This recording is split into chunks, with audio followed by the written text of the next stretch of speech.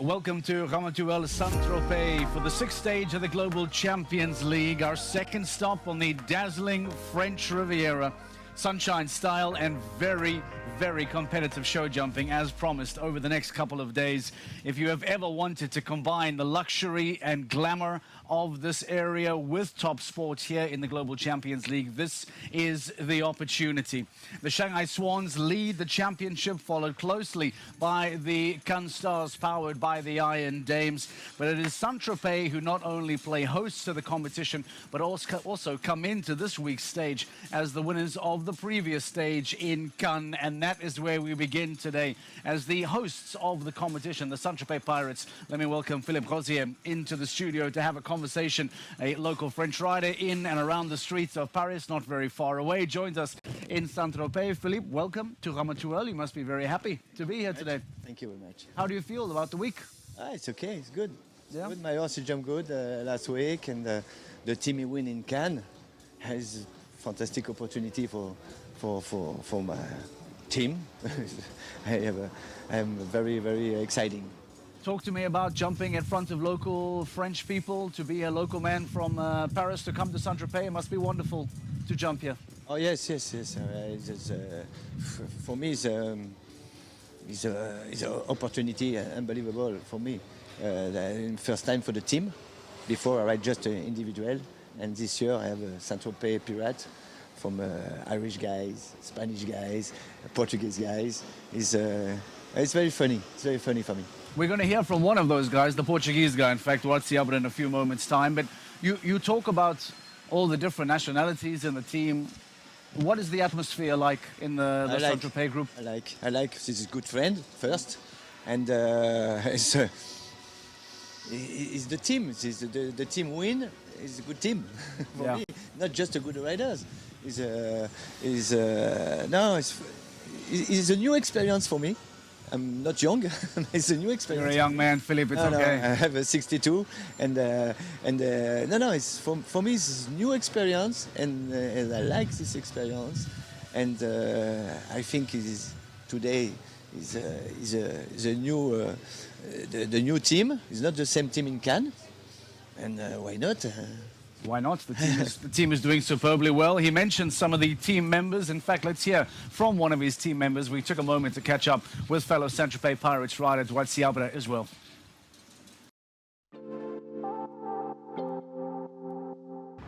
Yeah, Cannes last week was an amazing weekend for me and for the team, Tropez. I was a bit caught by surprise when I was invited to compete at this tour, and thinking like almost a year later I was winning one of the stages. Is pretty, even for me it's pretty impressive. So I'm really happy with that. The team behind the scenes, it's actually we have a really nice atmosphere. We all good friends. I know the Watchman's boys, since a couple of years now. Max actually rides one of my old horses, Kilkenny, which was mine, so we knew each other. And then Gregory Kotari was with me on the team last year, and Mariano, I have a very close relation, and I kind of pushed him to get into the team this year. So the atmosphere is very good, the relations are really good, so that makes it quite special as well, because we all know each other quite well. And he changed a few things on horses that we were using on the first round and second round. Mariano suddenly started to ride one horse instead of the other in the rounds, which helped a lot the team. And also I said to this last week, and we had this Watchman factor, which we had Tom in Madrid, and we had our first podium. We have to be happy and hoping that they keep helping us. Both Watchman brothers, they know now what is the highs and the lows of the sport for sure, because they've been competing a lot in big shows. I mean, they're very young, but they're very mature. They're super talented riders. They have really good horses. I think they have a very good structure behind them. But we can't forget that they're really young, and when we get to this stage, the pressure, and I think they do incredibly well. So yeah, I mean, it's great to have them in the team. When we started, actually, I said to them, I think this year, looking at the team, I think we could think about a top 5 at the end. Obviously, we have to be a bit ambitious, but looking at it now, I think we should be capable for that. We have the horse and the rider power to keep delivering good performances. Those are the thoughts of Duarte Seabra, one of the teammates of Philippe Rosier, as we continue talking Saint-Tropez Pirates, hosts of this week's competition, winners of the previous stage in Cannes. Philippe, what kind of rider is Duarte Seabra? He's super riders, he's super guys. I have a chance, I have a good team. The team have many good horses. It's very important. Talk to me about your horses today for round 1 at least. It's 2 young horses. One is 9, one is 12. Yes. What's it like today? I ride Dirty Sweet for the first one, and normally I decide after the first one I ride one more Dirty, or maybe my second horse, Le Coultre. Maybe. I don't know for the moment. To be successful in this team competition, the Global Champions League, a lot of horsepower is needed. Yes. Do you believe there is a lot of horsepower in Saint-Tropez to go many stages and be successful? Yes. I think I have 2 very good horses for the Grand Prix, and Duarte have 2 very good horses. The family Watchman have many good horses. The young riders have many good horses. The system is fantastic. It's a very, very good organization. No, it's for me. I have a chance for the 5 best team for the final. Why not? You mentioned the Watchmans. We heard Duarte mention Watchman as well. They're still very young men. As you said, you have 62 years now. Yeah. You are experienced. You talk to the young men? You give them any advice? Yes. What do you say to the young Watchmans? It's just my experience first to say, okay, guys, ready for the show, and sometimes sorry, I forfeit, sorry. Say no, not sorry. no, the sport is a sport, and I like ride for the young riders. I like. It's a big motivation for me. Sure. It's very important for me. Duarte says maybe a top 5 finish for Saint-Tropez is realistic. You believe this? Yes. It's possible? Never is impossible. Never is impossible. Listen, thank you very much, Philippe, for coming to talk to us. Best of luck for the upcoming stages for Global Champions League, and maybe another big successful day for Saint-Tropez Pirates. In France. We will see. Maybe France is the magic touch. Philippe Rosier hoping for some magic again for the Saint-Tropez Pirates later on today. We'll wait and see. Can they make it 2 for 2? Wouldn't that be a great story? Speaking of Ramatuelle, speaking of Saint-Tropez, we often talk to you about the Global Champions League being your ticket to the world. There we give you the opportunity to travel with us to these incredible places, and many would argue that none look better than where we find ourselves here this weekend, once again in the French Riviera. Let's catch up with Rosie Turner for the first time in this wonderful area. Rosie, where do you find yourself right now? Thank you, Mark. Welcome to the famous Papillon Beach. 3 miles of perfect white sand and crystal clear blue waters. It is sensational. It's also known that some of the biggest celebrities and influencers love to come here, not only to relax, but also to party, because it is home to some of the best beach clubs in the south of France. It really is the playground to the rich and famous, but this weekend, it is the playground to some of the top horse and rider combinations in the world. This beach is unforgettable, which I'm sure the competition this weekend will be too, Mark. Oh, looking at that turquoise water, could I do with a little hop into Pamplona Beach? What a wonderful setting as we start to zone in on this incredible showground, getting ready for Global Champions League Stage 6 here in Ramatuelle, Saint-Tropez. The sun is beating down. It is a true European summer's day in the French Riviera, and it is going to be magical for the rest of the afternoon as we get through Global Champions League Round 1 and Global Champions League Round 2. Course walk is officially underway. We'll have all the details and get some reaction from the riders in a few moments' time. A quick pop in there with the Prague Lions, powered by the Czech equestrian team. Anna Kelnerova is jumping round 1. That is news. Peter de Vos and Niels Brownseals walking alongside her as well. We see Christian Allman crossing by. There goes the Rome Gladiators as well. We will join Rosie in the ring in a few moments' time and get some reaction there. Before we dive too deep into Saint-Tropez, let's take a moment to reflect on what took place in Cannes a week ago in the previous stage. stage. It'll bring us up to speed. Let's help summarize what took place in Stage 5 in Cannes a week ago. This is the sensational French Riviera. A very good evening. Welcome to leg 5 of the Longines Global Champions Tour. We are here in the City of Stars for the GCL Round 2. Fernando Martinez Sommer. Prague Lions has the one down. A late mistake for Fernando Martinez Sommer, and high five. He will have a time penalty, 0.28 per second out of the time. But now, Cannes Stars.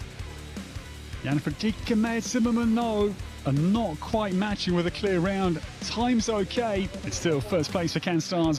Mariano Martinez Bastida comes forward. Down to the penultimate. Oh no, it goes. Oh, the last as well. And the 8 penalty score that puts Saint-Tropez Pirates regardless into first position. Madrid in motion. Legend No takes the mid part and out part, so it's now 8. One more, Saint-Tropez Pirates will be the winner. The twists and turns have been outstanding. We always believed that this could happen, but until the moment that actually happens, we don't, it has to happen for us to really believe, so it's a fantastic feeling. Thanks very much, everyone. We felt the support, we kind of neighbors, so yeah, it was very good, so we hope to keep the same results for next weekend in Saint-Tropez. Well, we heard from the Saint-Tropez Pirates a little bit earlier on. Can they make it 2 for 2 back-to-back GCL stage wins? Wouldn't that make them all of a sudden a serious team to discuss as we enter the halfway point of the season coming up over the next few weeks? As it stands, Philippe Rosier, Edouard Sabre will jump for Saint-Tropez in this opening round. What is the impact of that Cannes stage on the overall rankings? We know that the Shanghai Swans were looking very happy, very comfortable at the top of the table. But all of a sudden, that lead has dwindled down now to just 2 points ahead of the Cannes Stars, powered by the Iron Dames. Valkenswaard United in third place, but take a look at the jump from the Saint-Tropez Pirates, who now enter the top 4 chat. Prague Lions, powered by the Czech equestrian team, hovering in and around the GCL Super Cup semi-final places. New York Empire, previous winners here a few years ago, powered by Lugano, currently in 6th place. And Madrid in motion may feel as if they deserve to be a little bit higher than that 7th place on 77 points. Newcomers to the 2025 season, the Monaco Comets in 8th. And Mexico Amigos, powered by the H5 stables, currently find themselves in 9th. If you know the Global Champions League well, you will know that that still leaves some pretty big names on that second page. The fact that Razorback International, 2-time GCL winners, now find themselves in 10th place. The Stockholm Hearts, former championship contenders, down in 16. The Doha Falcons, once regarded as a really dangerous team in the GCL, down in 15th. So there has been a real tough start for some of the big names in the Global Champions League this season in 2025. But as we say, still a very long season, only stage 6 now. There is a lot of opportunity for these teams to make up some ground. Speaking of making up ground, can the Cannes Stars, powered by the Iron Dames, use this stage to regain their lead? They will have their sights firmly on the Shanghai Swans, knowing that any slip-up from the leading team and the defending 2024 champions will be looking to try and jump back into that front-runner's position. We took some time to catch up with the Cannes Stars. Rosie Turner sat down with the team.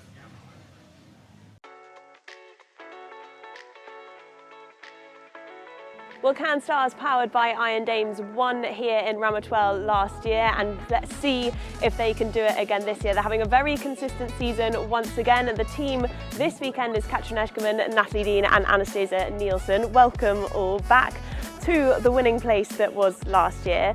Natalie, I want to talk to you first about how incredibly consistent this team is being once again this year. You're just 2 points behind Shanghai Swans. From your perspective, how has the season gone, and what have you been talking about behind the scenes?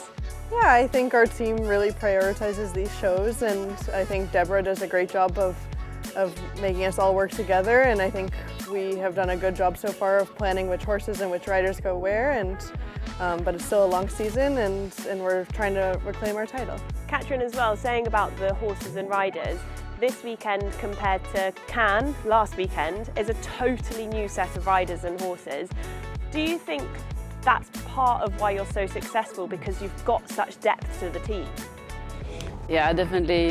It's now the second season, and I think last year we started really strong. But this year I think we really can say that we all are ready to compete, and that's why we are a totally different team of last week. Do you think the horsepower is different as well, Natalie, this year? Yeah, I think everyone has a great string of horses, and I think we really tried to give the horses the proper rest in between shows, which not all the teams are as lucky as us to be able to do that. And I think we really, at the beginning of the year, we said we don't want the horses to have to go 2 weeks in a row if we can avoid it, and I think that's part of what the success is. Anastasia, the under 25, this is your first time jumping for the team. And what's it been like being part of this team? How have they welcomed you? Oh, they're all so lovely, like each single one of them. I actually joined the Iron Dames project last year already, so I've known them for over a year, and yeah, everyone's different, but everyone's so nice and supportive, really, really ambitious. Yeah, and ambitious is the key word there, and actually you are only 2 points behind Shanghai Swans, Natalie. How competitive do you think this year is going to be, looking at those teams, in terms of whether you're ending up on the top spot or not? Yeah, I mean, I think it's a big goal for all of us to win the Global Champions League again this year. We managed to do it last year, but it's a really competitive circuit, and I think the teams have very strong horses, strong riders, and we just take it week by week and try to put in the best results we can. Katrin, are there any teams that you're looking at that are the biggest threat to the Cannes Stars powered by Iron Dames? Yeah, I find the Shanghai Swans, they are really strong this year, and I think this is so exciting at our sport and the team classes that it's changed by 1 second. I know you did win last year. Do you remember that moment winning last year, Katrin? Yes. What was it? Tell us a little bit. No, it was actually, I have to say, a really nice victory. I mean, it's always nice, but it was just Kim and me. It felt really strong in the end, and we had Riesenbeck behind to go us, and they were last to go. And in the end, they had faults, and then we won. And yeah, it was really nice, and actually also because after we went to the wedding from Deborah, yes. So it was, I think, a really nice present for her also. And yeah, we had a nice evening, and the whole team together, the whole family, and yeah, we really could celebrate that. Good luck, Cannes Stars. Really good luck for the weekend. Thank you. Thank you. Thank you. Some thoughts of the Cannes Stars, powered by the Iron Dames, having a sit-down with Rosie Turner, giving us some thoughts and reminding us that there was a championship lead that they were able to take over and win here in Cannes, or in Saint-Tropez 2024. And with the amount of victories that they had last year in 2024, it almost lost count as to where exactly they were victorious. Victorious in Doha, victorious in Riesenbeck, victorious in Saint-Tropez. Very, very easy to lose count as to how many times the Cannes Stars were winners last season. It hasn't been that kind of a start to the year for them, but they are still knocking on the door, and they do find themselves in second place, as we said, just a few points behind the Shanghai Swans, who are the new championship leaders. As we mentioned earlier on, the course walk is officially underway. We've sent Rosie out into the course to try and grab some riders for us to get some thoughts and some reaction as to how they feel that this opening round one will go. The course designer Gregory Bordeaux this week. What has he put together for GCL round one, GCL round two later on tonight? We might do well to try and get Gregory Bordeaux into the studio later. Maybe he can give us some thoughts, give us some reaction as to what we can expect later on tonight. Speaking of, let's go into the ring. Rosie Turner, who you got? Let's get some thoughts from the riders. Yeah, thank you, Mark. These locations just seem to get better and better every single weekend. We are spoilt with them. If you just look through that archway, just a stone's throw away is Pampelon Beach, where I was a little earlier on, and it really is stunning. But as soon as you walk into this venue, everything is here for you. We've got so many shops, as you can see. This one in particular is very busy, lots of bright colours, and actually I bought my hat from there yesterday to make sure on this hot sunny day that we are covering. We've also got the official Global Champions store as well, where you can pick up some merchandise, a little memento from the day as well. But let's turn our attention to this fantastic restaurant over here, where there's lots of food and drinks being served as well. But more importantly, it's right right on the arena. This is a world-class view that all of these spectators are getting. They can have some food, they can have some drinks, and they can enjoy the action as well. The atmosphere is really building here already in Ramatuelle, Saint-Tropez. It's a fantastic location. As I said, we really are spoilt, Mark. Doesn't that look magnificent there in that hospitality area, being able to sit down, have a drink in the shade, look on to the world's best show jumping here in the city of Ramatuelle, Saint-Tropez. Talk about a gorgeous setting to enjoy the Global Champions League. That spot right there, if I were Rosie, that's where I would spend the rest of the afternoon. Now, we mentioned the Shanghai Swans as the new championship leaders for 2025. And what a lineup they have. We talk about for a manager, which is Max Kuhner, to have the luxury of having himself in the team, to have Christian Allman, to have Daniel Deusser, to have Ben Mayer, plus all of the horsepower that those men bring to the table. There is very little surprise as to why the Shanghai Swans find themselves in that position. It took some time to catch up with Daniel Deusser, get his thoughts from the German as to how the season is going for the Shanghai Swans. Daniel, it's been a phenomenal start for the Shanghai Swans this season. What have the team been discussing behind the scenes about it? Oh, behind the scenes, of course, we are very, very happy. Of course, it's a very good start this time. It was not like that every year. But unfortunately, we are not even halfway through the season. So it's not important to lead now. It's important to lead at the end of the season. We have a very, very good team. But we have to be realistic. The other teams are also very strong. And yeah, I think it has a little bit to do with luck and also a little bit to do with a very good management for the next couple of shows. You always have 3 riders at the shows, only 2 count. You have to be a little bit lucky to always make the right 2 count. It is such a contrast to last year, though. I think if we look at last year, you were on the podium twice. This year, in 5 shows, you've been on the podium 3 times. What do you think that is? Why has that suddenly been such a turnaround? Okay, turnaround, yeah, result-wise, it's definitely better than last year. Last year on paper, we also had a very, very good team. More or less the same riders, same horse rider combinations as well. Yeah, we were just unlucky last year. If both of the riders have one unlucky fall, you have already 8 points. That can bring you 10 places back sometimes. What's different? I don't think so much is different. Maybe we made a little bit a better plan. We choose the right combinations at all the competitions so far. And that's why we had more podium finishes. Can Stars powered by Iron Dames are hot on your tail, though. They're just 2 points behind. Is that something that you as a team and the management as well are looking at? Or is it, stage by stage for you? Yeah, to be honest, or at least myself, I'm not looking at all who is behind us. Like I said before, it is important to concentrate on our own results. We are not even halfway through the season. We just have to continue the way how we started, and then it's going to be difficult to beat us at the end of the season. Have the team looked at a plan for the whole season? How far in advance do you plan this? And is it very much based on which horse and rider might suit each arena? We definitely have a small plan until the end of the season. But yeah, I'm 100% sure the plan doesn't stay like that. You always have to see how fit are the horses, how do the horses feel after the competitions when they come home. If it's maybe better to stay another week or 2 at home with them, change the combinations, maybe even change another rider to one or the other show. We really have to see a little bit from, I would say week to week. Lastly, for this weekend here in Ramatuelle, what is the plan? Who's here? Do you have faith that this weekend could be another good one? I think so. Myself, Max Kuhner and Christian Allman are here. We didn't really discuss yet who's going to ride tomorrow. We will do that in a minute, and then, hopefully we have good results again tomorrow. Good luck. Thank you.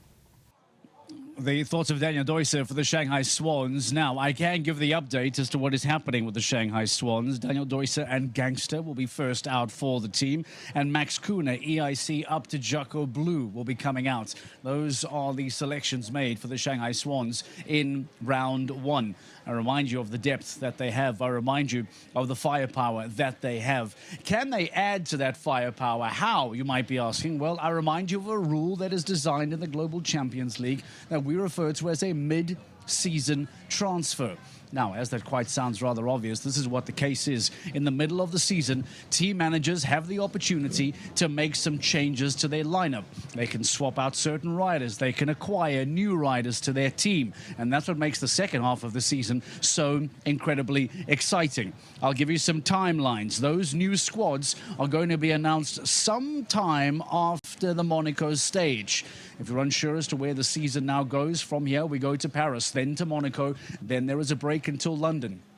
Somewhere between that, we're going to unveil to you what the new season transfers look like, which means technically, come that London stage, it'll be the first time that we get to see the new mid-season transfers perform for their new GCL squads. Maybe an opportunity for us to start asking some questions to some of the teams. Who has done some shopping? Who is looking at who? Mid-season transfer is a fascinating part of the Global Champions League and a wonderful dynamic that can shake things up quite nicely for that second half of the season. Let's get some more thoughts, this time from New York Empire. Spencer Smith standing by with Rosie Turner. Yeah, thank you, Mark. Alongside me now is Spencer Smith from New York Empire. And actually, Spencer, this is the first time we're seeing you this season. Good to be back. Yeah, great to be back. Always a great show here in Tropez. We've had some success here at New York Empire, so hopefully repeat it this year. Well, you won this back in 2023. You and Scott as well in the team again. Faith again for this weekend? Yeah, absolutely. Scott and I have been teammates for many years now, and we have good horses here. Great support from at home, from Georgina Bloomberg and the whole crew. So yeah, hopefully have a good week. Well, let's walk a line in this course, because you said to me actually it doesn't look too tough today. What are your initial thoughts? Yeah, I don't think it's too tough. I think it's fairly built. You know, he did a good job. Gregory Baudot is a super course designer. But in this ring, these jumps are very airy and they come down a lot very easily. So I think that it'll be tougher than it walks. Okay, let's walk this line then. This is from the double of verticals. Just talk us through it. Yeah, double vertical is going to put the horse back on the hind end here, slow things down, and then you have to build up again through this turn here. This will come up quite quick to this oxer. And I think it's a stout enough oxer out of the turn, short turn. The horses won't see it to the last minute here. So you'll kind of be right around this tree here. And then you want to catch that first distance onto this oxer. And if you don't, yeah, it's not ideal. It's a very bright fence as well. As you said, you come around this corner. It feels like quite a tight corner as well. Yeah, it should be tight. I think if you're going in the pace that is set, you need to be right around that corner. And I think you'll see a lot of the top riders will do that quite easily, but it's not super easy. Is there anything challenging about this ring? Obviously, every weekend the arenas are slightly different. To me, this seems a longer and narrower ring. Yeah, it's long, narrow, but I have to say everything comes up right out of the turn. I always find it does. So I like the ring a lot. I think the dimensions are good. It's not too small, but it's definitely more of a smaller indoor type feel to it. Spencer, thank you so much. We wish you the best of luck. We'll let you go and carry on walking the course. Lots of the teams having a few thoughts on this course, but as Spencer said, it might not be as technical, but it is round one. Lots of these jumps are going to come up very quickly in a much smaller arena like this one, Mark. Former champions here in Ramatuelle, Tropez, so New York Empire looking to dial back and roll back those years and once again be victorious here in this wonderful city. Can it be the situation? Spencer Smith and Scott Brash looking to relive those memories of 2023. Now, there are many things that make show jumping a fantastic sport to watch. Perhaps to someone who is a new first timer, they might be quite surprised that men and women are competing together in an international sport at the same time. That makes show jumping incredibly unique. The other thing that makes show jumping incredibly unique is the fact that there is no age limitation whatsoever. Where in the world will you find a sport where an 18-year-old can compete against a 65-year-old? One of the many, many truly unique dynamics in the world is show jumping. And that is kind of actually exactly where we find ourselves in today's competition, because rather interestingly, what you might be able to call the crossover gen age power gap here between these two riders, John Whittaker, I dare not mention his age, all of a sudden is competing in and alongside Jelle Kass. The two are at polar opposites of the life spectrum. We took some time to catch up with the two riders to get their thoughts on what it feels like to be competing in a sport like this in the times that they find themselves in their lives. John and Jelle. John, I said to you earlier, have you any idea what we're talking about? And you said, I think I have a clue. Yeah, well, there's not many sports where you can get a 16, 17-year-old jumping against a 69-year-old, or together even in the same team. So it's a bit unusual sport that way. It's very unique. Yali, how much have you looked up to John throughout your career? I was about to say throughout your career, you're still very young, but yeah, you are looking up to him. How amazing is it to be a part of a team with John in it? Yeah, I'm very lucky and privileged to be with him in the same team and to learn from him, and to me it feels like an amazing experience. John, do you take on that role of teaching? Obviously, you've brought up a whole family of riders. When you see a young rider like Yali coming through, is that something you think about? To be honest, I don't really think about it, but I do know a lot of people look up to me, which is really nice, you know. And most people look down to me, actually. but yeah, it's nice that you know I'm kind of looked up to, yeah. As the youngest rider in the team and this entire weekend, in fact, Yali, just let us know, how old are you? I'm 16. 16 years old. That is extraordinary to be on this team. How much do you think the Global Champions League is going to put you on the map? Yeah, I think it's gonna make me bigger, and it's gonna make me grow to the big sport and get a lot of experience. What is it like to be in a team like this that has that wealth of experience that they can give to you? It helps me a lot. I feel more confident because I can learn from them, and that way I feel much better when I go to the arena. John, you said you don't in terms think about it, but is there any advice that you would give a young rider like Yali coming into this sport? Yeah, I think just watch everybody, not just his teammates, but you know, just watch the good riders, and you're picking up. It's a sport that you never stop learning. Yeah. You know, and also figuring them out, figure how they tick, how they think, because they obviously can't speak. Yeah. So you have to figure out what's wrong or what's right. Or so I mean, even now I'm still watching everybody and trying to pick up little things, you know, along the way.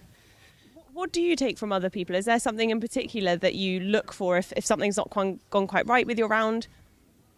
Basically, I watch the ones that win. I think, how did he do it? That's the main thing I do. But, you know, people like the top riders, the natural ones that just do things naturally without thinking about it, yeah. You know, can give you a lot of examples. But try and watch those guys, and you know, and how they turn, you know, how fast they can go to a fence, and how they do it, and the position. You never stop learning. Think about the opportunity here for Yali Kuss at 16 years of age to not just ride alongside someone like John Whittaker on a daily basis, but what he can learn from being on a stage like this, to watch Max Kuhner ride, to watch Daniel Deusser ride, to watch Edwina Tops-Alexander ride, to watch Christian Kuckuck, Philip Weishaupt ride, you name the rider. The wonderful piece of advice given to him there by John Whittaker is not just to focus on his team, which of course is loaded with talent, but is simply to soak it in and watch as many of the top riders as possible. To see Henrik von Ackermann get onto his horse, Simon de Lestre, etc., etc., etc. The opportunity that this is for Yali Kuss to experience this is simply remarkable. A crossover in the Rome Gladiators, having John Whittaker approaching his 70s and then to be performing and riding and training alongside a 16-year-old is quite remarkable. Let's take you through the start list and give you a better idea as to how the teams line up today. We remind you, for Global Champions League Round 1, that start list is completed, auto-generated by a computer. Monaco Comets, powered by the Iron Dames, will be first out the gate. In fact, Edwina Tops-Alexander on Corélie Desmiles will be the very first combination out. She'll be followed by Jean Sadran on Iova del Mazet, her ride. Paris Panthers, Tropez Pirates, a lot of attention on them this week after winning in Cannes a few days ago. They now play host to us. Falcons Wart United find themselves in fourth. All of a sudden, defending champions, Cannes Stars, powered by the Iron Dames, in fifth. Madrid Emotion, Basel Cosmopolitans, the Prague Lions, and Razorback International, powered by Horst Jim, will take us to the break. We will then have a short break, a small break for the arena to get some reconditioning. And then the Shanghai Swans, the championship leaders, will then be the first team out, followed by New York Empire. Keep an eye on the Stockholm Hearts, by the way, powered by H&M We Love Horses. They are under pressure They are in desperate need of championship points and will be hoping that maybe today things go their way. You'll have to wait and see how things go. An incredible setting, all taking place on a beautiful day here in the French Riviera. Stage 6 of the Global Champions League is ready to go. We hope that you are. GCL Stage 1 here in Saint-Tropez is next.